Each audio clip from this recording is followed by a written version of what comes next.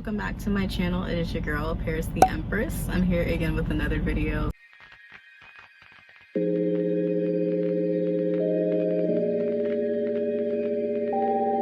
So yes, you guys are gonna kind of get a 2-for unless I end up uploading this tomorrow, which I may end up doing, or I may end up uploading this a couple of hours after I upload the last vent sesh that I actually had. But as I said, I'm going to review this. So this is the Garmin Diesel 780 LMTS, and I said that without looking at the box. So yeah, it comes with several different parts. There is this particular, all it really is a way to keep your device going without having to use your USB port or use your USB cable that it comes with, because this is just very short. So you do have a USB cord that you can use to plug in and just keep it going that particular way, or keep it turned on that way, or you could draw it from the battery. So that's one of the reasons as to why they have this connector, and then this little contraption right here that you can put into the port. Now for me personally, since I don't like how that is, I ended up getting my own charger port. You can get that from really any store. It's like $5 if you get it from Walmart, or cheaper if you get it elsewhere. Now mine is a little bit longer, so if you want to get one that's longer, that's what I would suggest doing. And then you have this particular feature. No, that's not a feature, but all it is just a mount. So you have this mount that connects to the Garmin, and I don't know if you guys can see it. Oh, that's hella fingerprints. Get a protector, y'all. Don't be like me and not get a protector. But as you can see, I've been putting my fingers on it. I'm sorry, I have like OCD a little bit, so that's why I'm cleaning it. Get off. Get off. So this is how the Garmin actually looks when it's not turned on, obviously. But this is the mount. This little area right here connects to the Garmin. It's magnetic, so you want to see that? Yeah.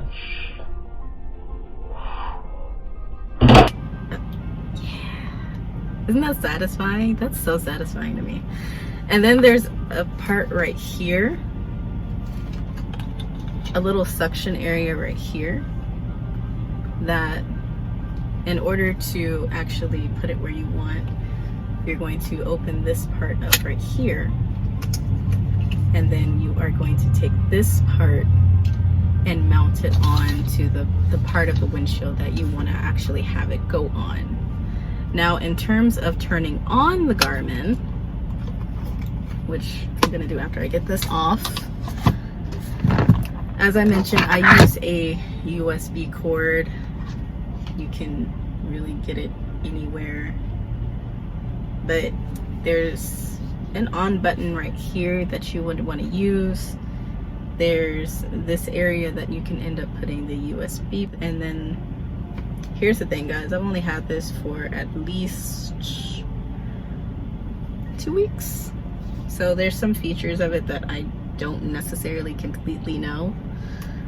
Once I find out different things of it, then I'll probably give you guys more of an update. But there's buttons in the back in terms of volume, and then once you actually turn it on, there's buttons to control the brightness. So this is how it's going to look. I don't know if you guys can actually see that. So you have an area where you can go to, you're going to press agree for that, and then it lets you know for the light and speed. You can actually add cameras for this. So here's the thing, you guys, There is another Garmin called 785, and that one comes with a drive cam.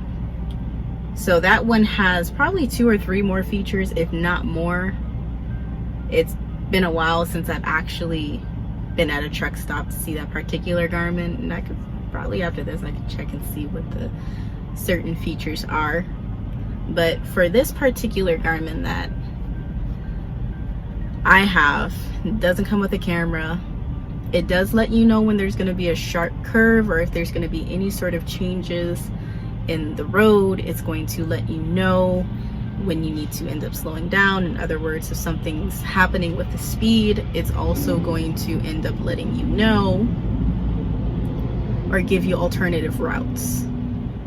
So it's going to let you know where you can go if you wanted to avoid tolls, or if you wanted to end up going through tolls. It is also going to let you know when the road is going to split. So all of that jazz. There are, let me turn this back on again. There's this particular feature. Oh, and then also it lets you know when you are reaching a state line. While going on the map, it does also let you know where you need to, or if there's any truck stops along the way. So this is how it's going to start off. You want to basically just put your dimensions. You would select it, and then this is how it's going to look when it's time to actually navigate. So it has some really fancy features. It has a brake planner. I haven't really gotten too much into that, so I don't necessarily know how that feature works, but it does have a trip planner, which I use religiously because I cannot trip plan for shit. So yeah. And it actually has an e-lock system as well. So let me just show all you guys. Let's just press on some random buttons right now. I'll just pretend like I know what they mean. Well, system updates is obvious.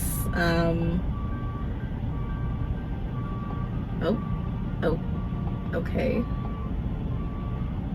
Let's see. Service history. It lets you know any sort of repairs you may have done, or it also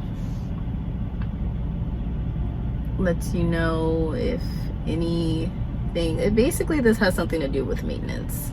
So if you've had any repairs done and you just need to keep a log of it, then this is where you actually go, and that's going to be service history, any sort of maintenance service that you actually had done.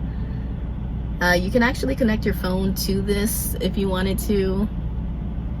If not, then that's cool. It also checks the weather for you, lets you know if there's going to be any sort of traffic. But most of these features, like these 2 features, you do need to be connected to Wi-Fi. So keep that in mind. As I mentioned, this one doesn't have a camera.